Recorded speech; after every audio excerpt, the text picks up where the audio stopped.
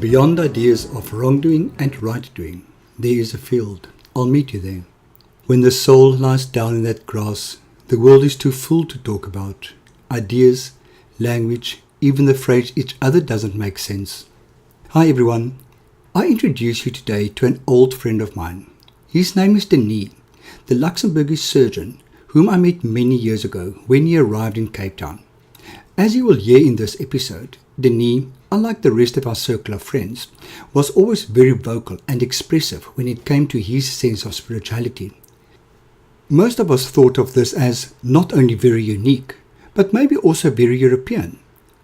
Denis and I lost contact due to my addiction and his moving to Johannesburg, but I was very happy when James, the altruist from episode 12, told me that he ran into Denis during a hike and that he thinks Denis would be perfect for me to interview for Meet Me in the Field. I am happy I followed his advice. I hope you feel the same. This podcast is supported by The First Layer, the 12-step workbook on working through the 12 steps in any addiction in 21 sessions. There's also a 24-day step coaching and counseling program available based on The First Layer. For more information in this regard, go to www.freddy.org.za and click through from the notices at the right of the homepage.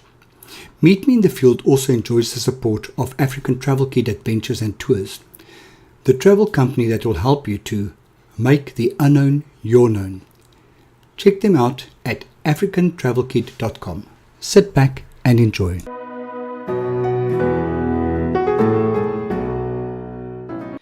Denis, here we are. We meet again. Fantastic, absolutely. When's the last time we saw each other? Last time was now a while ago, before we left to Johannesburg.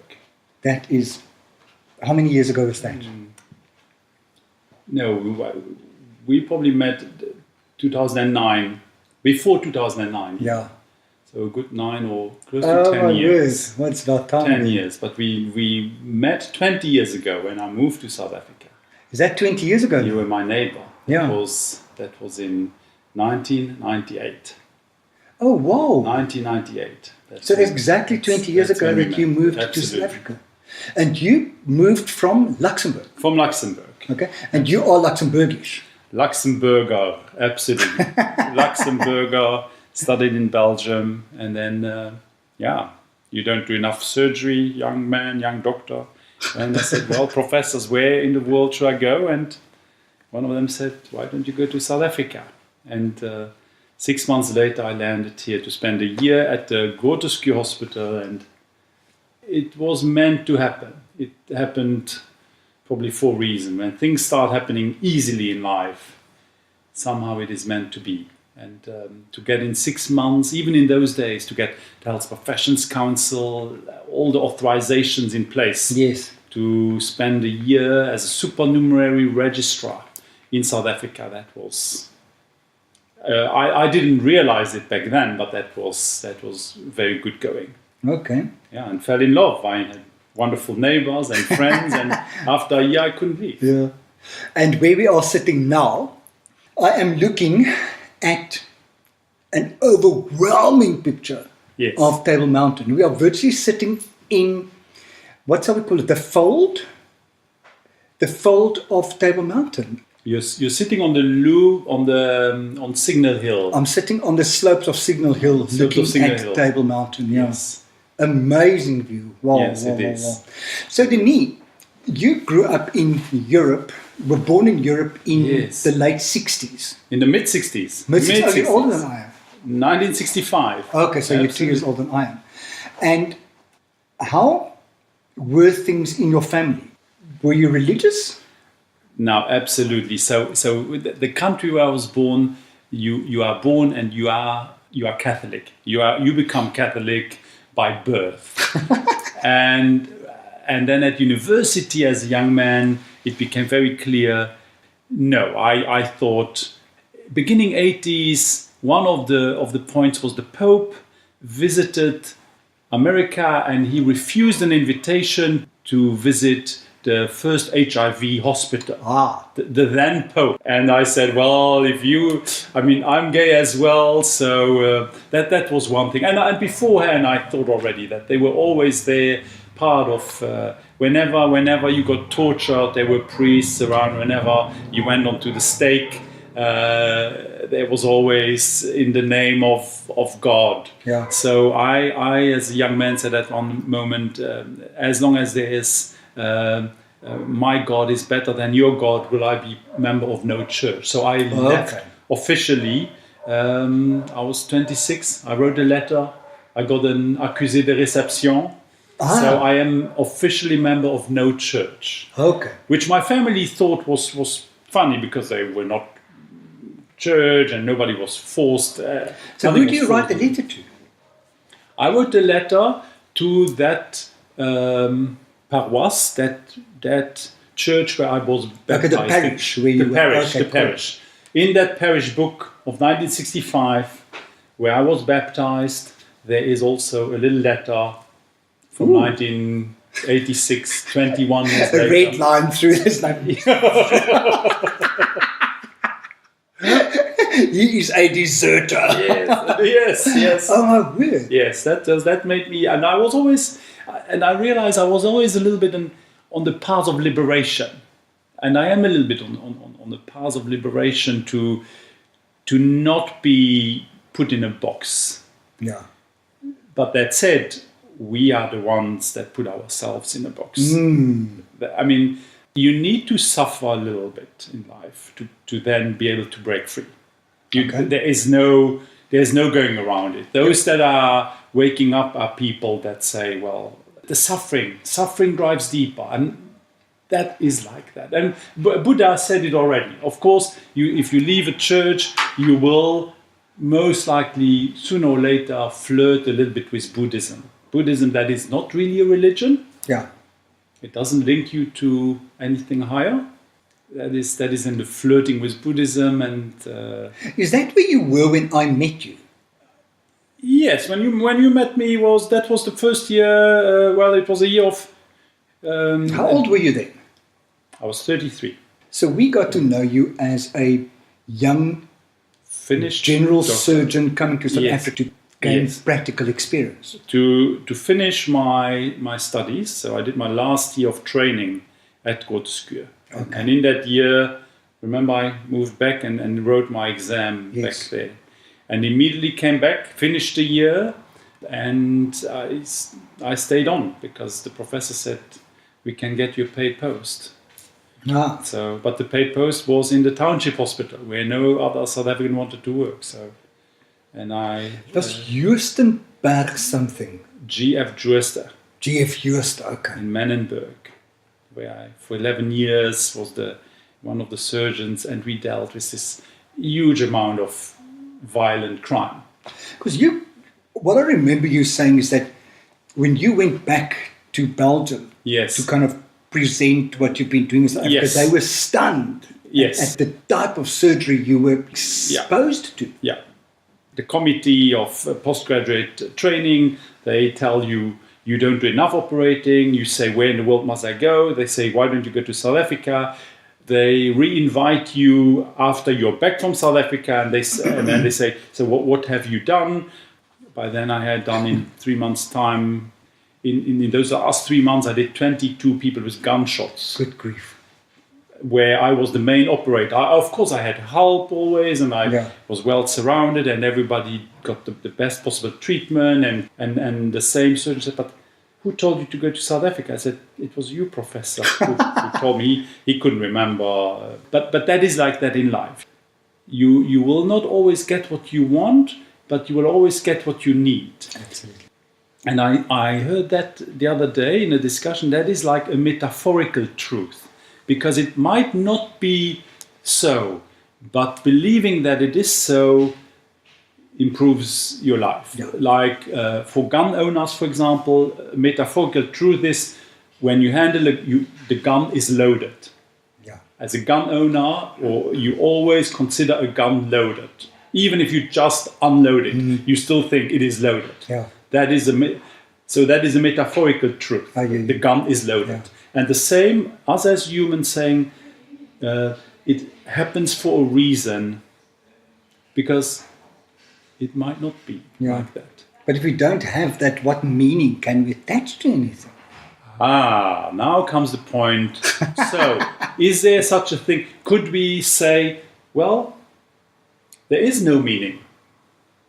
But so if nothing would matter, is there a possibility that nothing would matter? But no.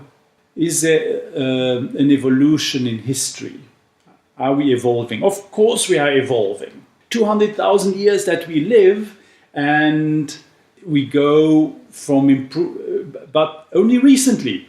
I mean, for thousands of years, there were your grandchildren would have the same suffering than you had. Yeah. It's only now recently, and if we look at the even just the number of people, of human beings on this planet, for all from 1 million, and then maybe we reached 1 billion like 100 years ago, and now we are 7 billion. In the last 9 billion by 2050. Yes. Oh my God. Yes, and then possibly finishing off around 11 billion. Oof.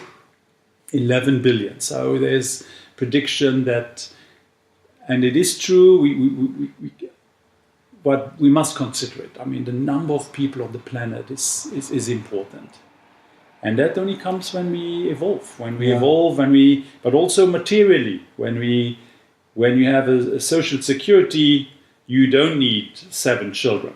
Yeah. 100 years ago, you needed 7 children, so that one would look after you. Yeah, they were your insurance policies. Yes. Denis, something that comes up for me is, so you're a doctor specializing in trauma. Surgery. In surgery. So a lot of what you deal with is life and death. Yes. So the thought that came up for me while you were talking was, we haven't touched on what you actually believe in, but yes, is there a soul? When somebody dies, what happens? Death is the big driver, no doubt. When as a 6-year-old I realized that I saw in a book that there was the solar system, and the thought was our planet is turning around the sun for millions of years, and the next thought was, and it is still going to turn when I will be no more part of it. That was all I could. As a 6-year-old, I could only conceive that I would be not anymore part of this planet, which for the first 6 years back then, I had terribly enjoyed. Life was enjoyable. And then, out of the blue, but I don't want to die, ever. And I repressed that, and 11 years later, psychotherapy, and it came back up. So at the age of 17? At the age of 17, therapist says, so you don't want to be on your own when you're old. Why do you think old people don't want to live on their own? And I said, because they're afraid of dying. And he said, what do you think about your own death? And at that moment, I literally felt like a thunder in my head, and the memory of me sitting in my childhood bed, that here it was. Yeah. And biting my nails was done, over. I didn't bite my nails anymore, which was the reason what you were in therapy for? I went to therapy for all these first nail biting, colitis, parents in divorce. Okay. Not stress, but rectal bleedings. So when your son has some physical ailments where doctors can't put a name on it, then mothers get worried, and mothers say, well, maybe. And I had told my mother about being gay, and so that was a little bit. So then it was clear I wanted to become a psychiatrist. Psychotherapist, like what this always study what you must need to know. Yes, psychotherapist, and then let me become a psychiatrist. So I went then to medical school to become a psychiatrist. What I realized was that patients with psychiatric diseases have a big ego, and it is the ego that makes them hold on to it, because if we awaken, we let go of the ego. That the whole life ultimately is for us to become free of this big me story in the head. If the story in the head goes, there comes the liberation, there comes the freedom, and that is ultimately it. So the took a lot of years, but I realized, okay, psychiatry, and then if you want to help people, we don't know that human body. There's 75 trillion cells that are functioning in harmony perfectly most of the time, and when we get out of balance comes first little unbalanced energy flow. Is there energy flow? Western medicine doesn't really believe in that concept. There's so much that we don't know. So healing. So and then if you want to help people, surgery was always nice, and it was always very helpful. And in trauma, it's very efficient, very helpful. You are the broken man is busy dying, and you can come and with sometimes simple things like putting a drain in the chest, and the shocked patient back alive, and so you do save lives very practically. But then with my patients, I take them to the next level as well. And I said, listen, something happened now to you for whatever reason, but just now, you are in pain, just focus on the now. Living in the present moment. There is so much to that for healing. On a complete different level, at what age did you realize you were gay? At the age of 5 or 6, 5, very early. Very early. And I did just realization also mean acceptance? No, of course not. Of course not. Of course not. Now, a little bit later, you hear your parents give it a name, and then you realize, okay, well, that what they are talking about. That's also you. But I always talked about it very, very easily. Okay. All the people in class, they knew. I told them, but I was always the tallest. In kindergarten, they were like, "Oh, handsome." So it's one thing to be handsome, and it makes you. It doesn't come easily in life. Look, this is just a physique, and your physique will age. Attractiveness goes. It's temporary. But that said, it's easier having an agreeable appearance. And that's why then I had to often find reasons, and I did believe in reincarnation. I must say, and then when you examine reincarnation, why is it that it was in the East on this planet that there was reincarnation? Because back then in India, 5,000 years ago, there was wealth. And if in India 5,000 years ago they would have told the people, listen, you're gonna go to heaven after you die, the people would have said, but life is good here. We are in heaven. So they then said on that side of the world, well, look, you're in a wheel and you're going to come back and back and back, and you must live a good life to escape this wheel of reincarnation. Whilst here, well, on the other side of the world, other belief systems always grew out of a context. Like, don't eat pork. The porks had so much tapeworm, whatever other diseases. So that's what we must see. And the same, we're gonna give up the belief on a God. The God belief in the next 100 years is probably going to disappear. And then it's going to be techno-God. It's going to be the belief in big data and algorithms. And in our waking up, humanity, the human collective needs to find a new way of, also a new reason to live. Because if you live for, what is your raison d'être? What is your purpose in life? And if there is no purpose, I mean, let's be honest, many people have belief systems because if you take the belief system away, my God, I can't function without believing in something. Left, yeah. What's left? What's left? Yeah. So at what age did you question these things or believe this reincarnation and those type of things?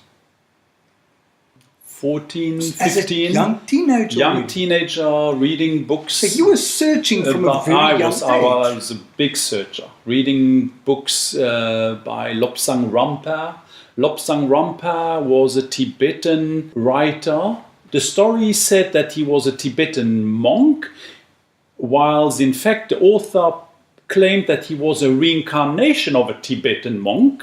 And then it became all like, whoa, that's... but that Lobsang Rampa wrote these, was it fiction, whatever it was live in Tibet and Tibetan culture and reincarnation and souls and karma and all these. So there was, in a very nice way, stories of monks in the Himalayas. That was interesting. While I was reading that, The Wall, first Pink Floyd,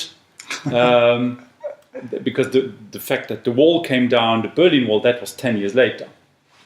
But 1979, I didn't realize it at the time, but 1979 with Ayatollah Khomeini, Margaret Thatcher, big upheavals in the West started in 1979.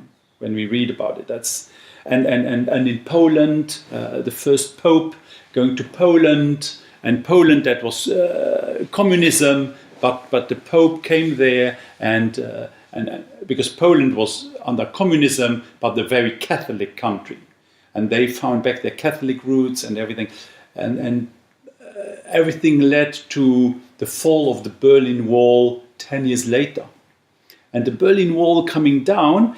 Also so interesting that South Africa then, because Mandela got released out of jail 6 months later.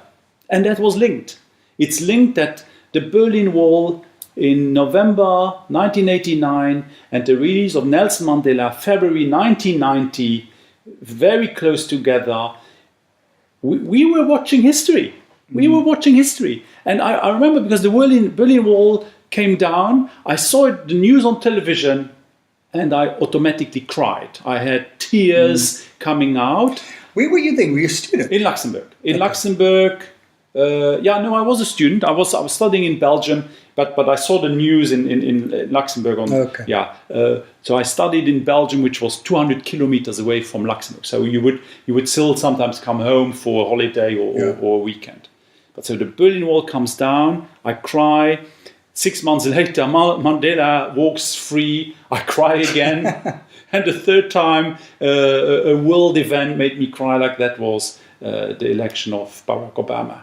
Okay. I cried again. And that's all. So always crying on these huge historic events. Really historic events where then I feel like I didn't cry on September 11. You were twice in shock. I did not cry on September 11. I saw it happen, and I was angry, and I said, "But we've shown this in so many science fiction movies, and now it's happening. So, humanity, don't think that you are not creating your own history. We are So this is important. Is what we do? Does that determine?" So between the belief systems and the events, do the event system determine what we believe, or is what we believe determine the reality? Yeah.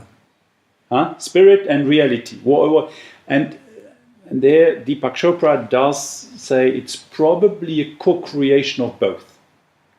Probably cause and effect. Yeah. We are co-creating. Yes. We are co-creating. It's not like, and the same with the genetics. Probably not your genes made everything happen, but there were still choices. So the thing of being gay, it's a strange one, because it does take away. I mean, it determines so profoundly the who we are, Absolutely. what we find beautiful, what we want to be, how we want to be, how we want to appear. It's all that.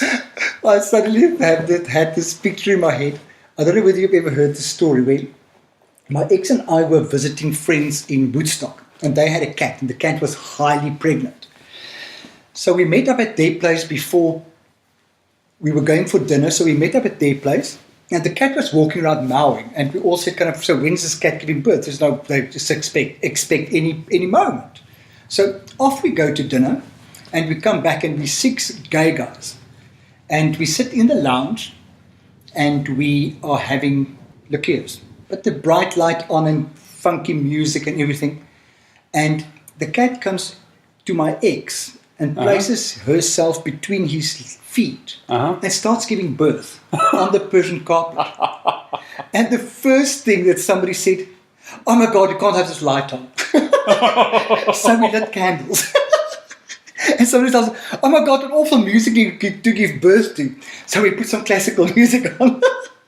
So there the 6 gay guys were sitting, watching the cat giving birth between my ex's feet, with beautiful music, with candlelit, and while sipping Eine kleine Nachtmusik. Yeah. So definitely, we do go for the beautiful. The style.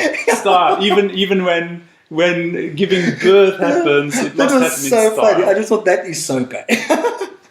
Yeah, but also, and we are very fortunate. We are all very fortunate that we had the possibility to live in these times. I mean, you were 2, I was 4 when Stonewall happened. Yeah. Stonewall happened. The cars arrived and they took the guys in the back of the police vans and off to the police station. In America, it just happened to be that then. Is it Julie Andrews? Somebody, a gay icon, then later spoke out about it and so on, and it became a little bit a movement. The times were ripe. Vietnam had just happened, so Vietnam happened, and now there was this anti-establishment, and in that came the Dalai Lama had run away from that side of Buddhism, all these. The hippie movement, the gay movement, sexual liberation, all that. And that has done us good. It has done us good. It's still happening.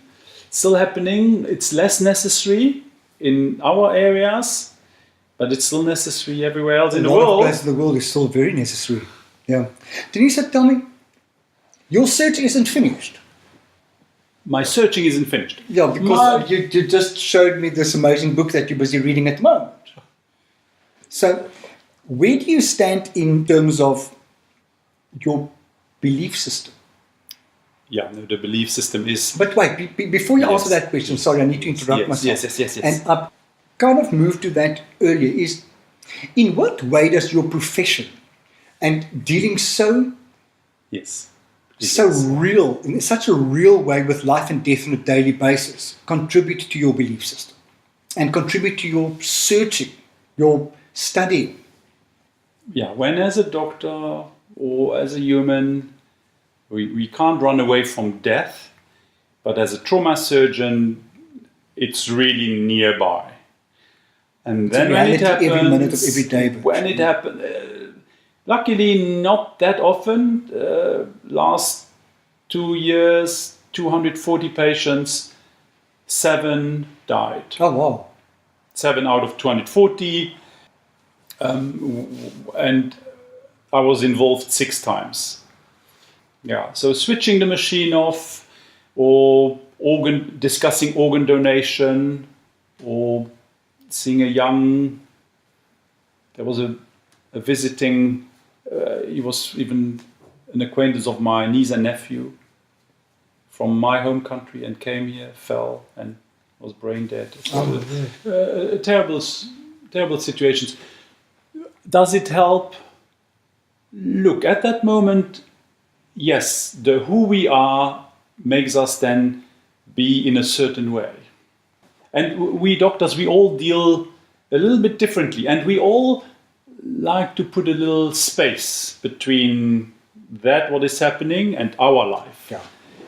When we can. I think that's important. That is important, but sometimes you can't. And if you can't, and in that situation where the parents of the boy came from my country. My country is 10,000 kilometers away, so they came and flew down, and then I helped dealing together with the neurosurgeon.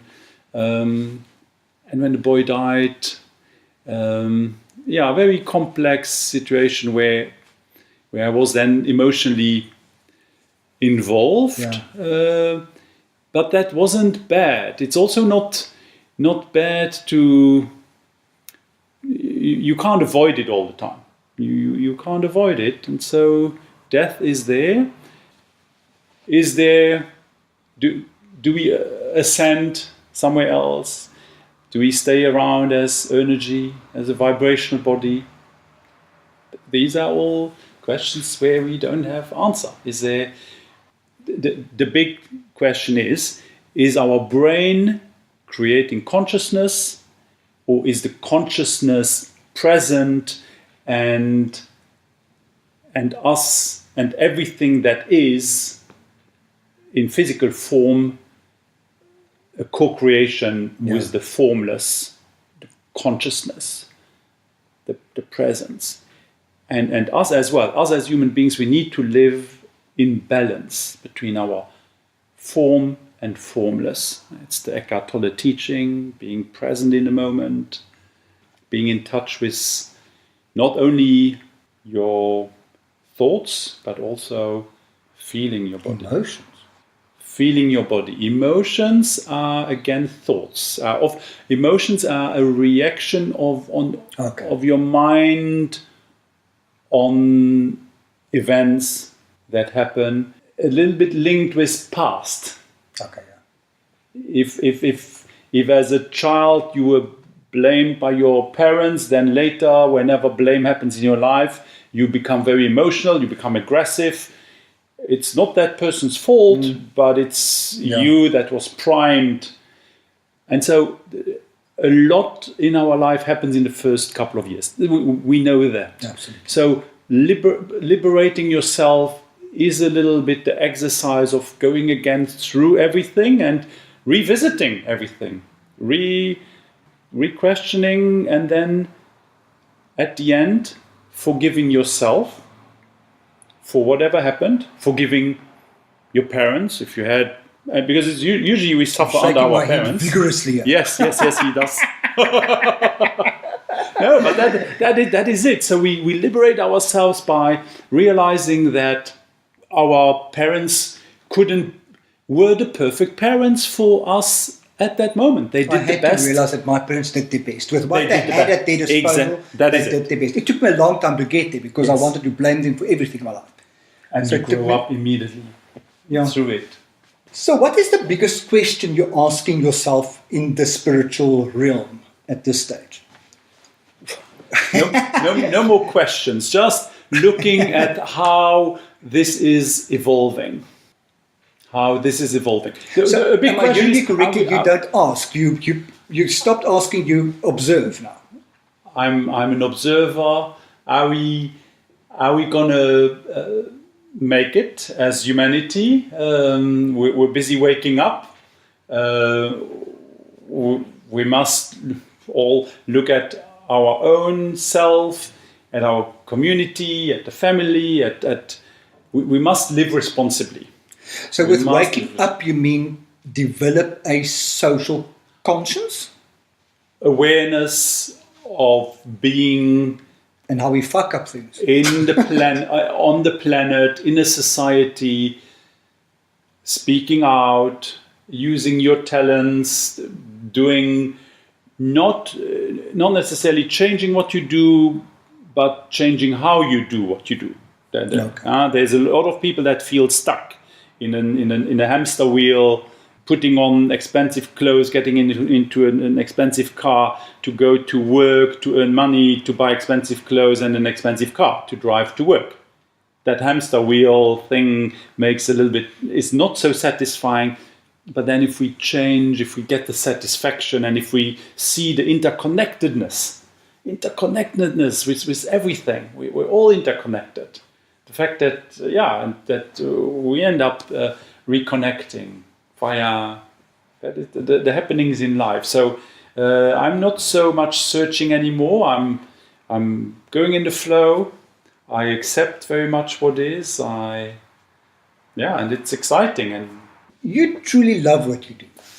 I somehow, it comes across as if I'm passionate, and I am a little bit enthusiastic. I'm passionate about healing, and I want then to help people to heal. And the people that are lying there in your care are healing, and I always put it into them. It's your broken bones. You are doing the healing. It's your blood that is flowing. You feel the pain, but I'm giving you all these medications. But please eat the proper food. No smoking while in hospital. Really, I take that then to give them my David. David stands for all these points that are important in life. D for diet, A for activity, V for vital signs monitoring, I for inner body awareness, and D for devotion.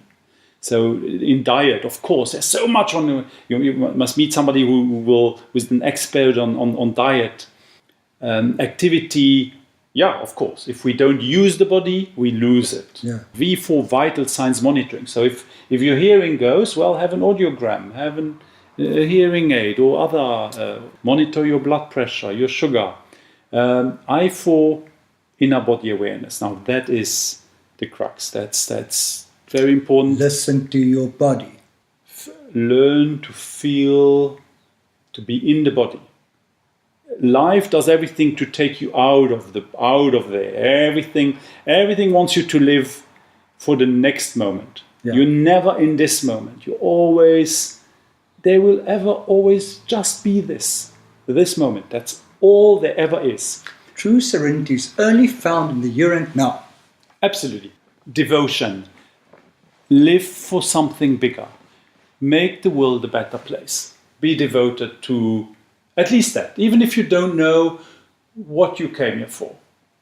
If you meet people that say, I don't know. And yes, it's not always easy. What is it you want in your life? It's not an easy question. Not at all. It's terribly difficult. And if you really just go towards your goal, you will miss all the flowers on the side of the road. I didn't choose trauma surgery. Trauma surgery chose me. I did surgery, and then when they said, why don't you go to South Africa? I was in tears that day. And then I landed here, and it was fantastic. A year later, I stayed on. Yeah. Suddenly, I woke up on a ventilator. I had been in an accident. That was a big game changer. That was terrible. And yes, and the nerves didn't work from the eye, and the hip was broken, and the diaphragm was ruptured, and I lost a little lung function. So I'm a little bit a lung cripple, but that's why I keep fit and healthy. So life comes with these, and that's normal. That's normal. Yeah. Life, like Eckhart Tolle says, life is challenging. Life is not there to make us happy. Life is there to make us grow. And you grew terribly, terribly well. Terribly up. Terribly well. No, that's in more ways than one. No. You're not changed there. And we grow as a collective and as humanity. So, and there's enough of confusion around us that we must always have again our sacred space where we're in it, where all is good, and challenges will continue to come. Yeah, challenges. In the relationships, big challenges. How does a friend of mine always say, if God wanted us to be in a relationship, why does He make it so fucking difficult? Well, did he want us to be in relationship? He drove something. Yes, he drove something. I mean, our sexual expression is indeed that is the procreation part. That's without that, no animal species survives. Yeah. The humping. The humping part, that's the physical part, and that's why that's interesting. And good that you talk about it. I say, well, we can say in our deeper inner self, we are not male, not female. We are one. What do you do? What do you perceive that you do in life that you would call spiritual practices? Being interested in a good life, and very honestly. So if you're interested very honestly in a good life for you and for everybody around you, then you are living an awakened life. And then there will be books that come and books that go. Certain beliefs will come, certain beliefs will go. But always you stay true to honestly wanting a good life. And what is a good life? Well, a life where you then very, very honest with yourself. And then comes the question of, what is it I love? Well, and what you love today will also change. So the external things will change. But honestly, and honestly, that's the thing. So when you really can say, okay, this is truly what I think now, and then the three things: no judgment, no attachment, and no resistance for enlightenment. So no judgment, no attachment, no resistance. Then Sounds you have impossible. Then you have a spirit. Then that's spirituality, and then just aiming towards it, or like what Ruiz says in his Toltec wisdom: don't say anything bad about yourself. Always do your best. Don't take things personal, and don't make assumptions. Yeah. But always do your best. So yeah, that's being human, and then no attachment. Don't be too attached to the body; it will go. Yeah. But honor it as it is there. Yes. Then go to the gym, and if you want to work on the body and the muscles, do that. But don't do it to feel more than others. Life has given you a form. Some of us, life has given you a disease, a trauma, addiction, which is. That is interesting. Addictive people are searching people. If humans are not so awakened, not so evolved, they will be doing bad choices, but not really searching. If you evolve more, now you're searching. And if you're searching, there comes this, I feel the void in me, I feel the suffering, and I now want to fill it up, and we can fill it up with whatever life gives us. I mean, there's you can fill it up with Choices everything. are getting Yes, more and more by the time. absolutely, and on internet and porn and money and drugs and alcohol, everything is there. But everything that you just take in to give you a kick is not the right thing. That is not it. So spirituality, realizing that. Not attached from all that, but also don't be attached to I'm a spiritual person. That's the trap. That's where where the teachers always remind us that's the trap. Oh, I'm spiritual. No, then you're not. So you touched in ego. Yes. So everything, and the ego. So I'm still on the path of losing the ego. So it's still floating around. It's still floating around. This is very good. The meeting in the field. I will listen to more of the other ones because it is. There's something very truthful that comes out of there, and that's because of who you are. You are allowing something to happen that is very very honest, which we know is the only way. Yeah. The awakened way on the planet, it can only be the truthful, honest way. Everything false pretense will fall away. So It's such an interesting and such a difficult thing, the ego. Talk about attached. I mean, Yes. we're all so attached to the ego. the What are the ego three- does that by itself. It is afraid of being discarded. So it wants you to hold on to it. Okay. That's why it wants to tell. It keeps coming back via the back door again. But remember, you need me. You need me. Without me, you're nothing. But one can only find one's true, simple, present self in silence. In silence. That's exactly where I wanted to go now. You meditate. I don't sit on a cushion.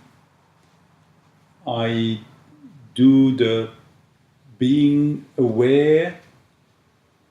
The mindfulness. Mindful Being- presentness. Yes, Mindfulness of absolutely, being present. absolutely. So Okay. I don't meditate. I go through the day, and I'm fortunate when I can then meet with patients to also teach them that. Yeah.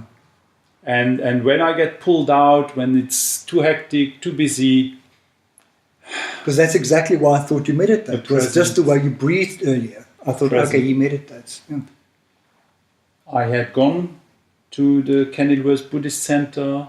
Yeah, learned the techniques, and I had become a Buddhist. But then I didn't want to pursue more because now I saw that there was a trap. The trap was, oh, now I'm a Buddhist. Yeah. Back in the box. Back into a box. Yeah. Yes. True. No. That's where you need to be. Awesome. free. This podcast will grow. There will hopefully be just more and more people interested in listening to truthful conversations. Human beings that are honestly talking about the pains and the hurdles and talking about the stuff that we don't talk about. yes. That's what I found so Yes. fascinating. And you would Yes. hear it if you listen to this. I would always say to people, oh my God, I didn't know this. Or I never imagined this about you. Yes. It's not the Yes. stuff we talk about No. at dinner parties. No, that is true. But and recently I found myself as being very, very privileged because I can be who I really am most of the time. Yeah. You know what came up for me now was you've always been able to talk about these things, and you always did. I And- think that's my honest, And I think in a way, in a naive way. Yes. when I got to know you, we kind of frowned upon this. It's kind of, we don't talk about this stuff because we weren't. Yeah. And then you very entered few this, people do. Yeah, Very you few entered people the do. circle of friends and suddenly go, oh my God, he's strange. You know, he talks. He says now, things the way they are. And, Now looking back, you can, oh my God, you were kind of, uncanny say, ahead of the truth trend.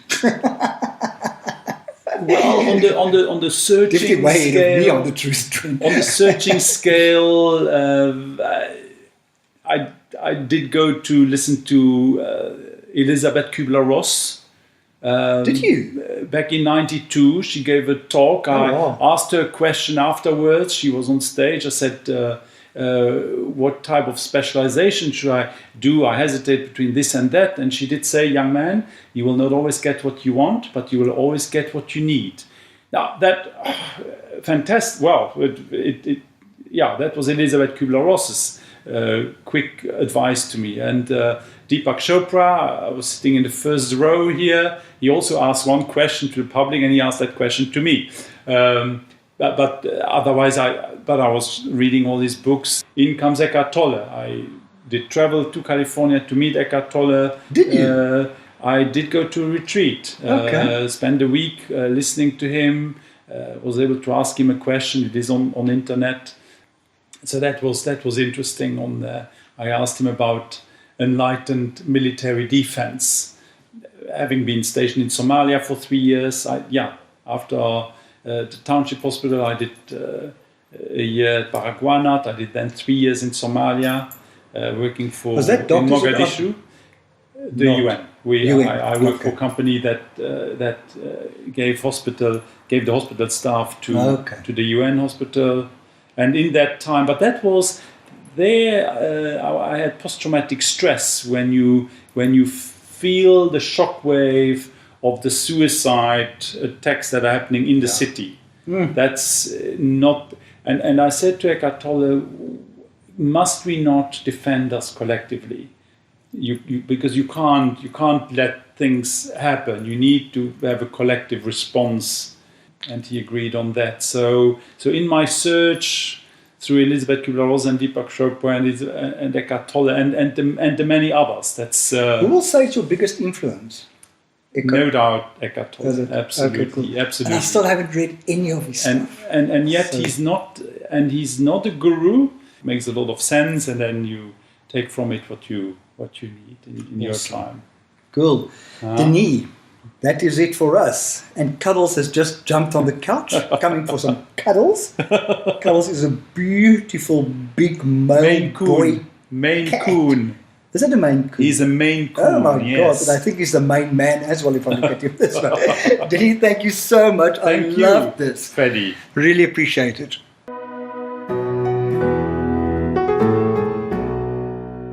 As always, Denis proved himself more than willing and able to discuss his spirituality, as well as the path he has walked, and is still walking in this regard. I love the way he seems to be able to successfully incorporate his sense of spirit in his work as a healer. He seems to bring a very holistic view to the art of healing. I love the time we spent together, and so much of what he said resonates with me and applied to the path of the 12 steps. I find the concept of purging of the ego very interesting, and although I believe this to be the true route to self-transcendence, as stated in the Maslow modern hierarchy of need, I personally find it incredibly difficult and a dream to keep on working towards. If you want to know more about what I do, please feel free to connect with me on my website, which is www.freddy.org.za, or find me on Facebook at www.facebook.com/freddy.org.za/, or on Twitter at @RensburgFreddy. Remember that Freddy is always spelled with an IE at the end. I want to thank you for listening. Be safe. Bye.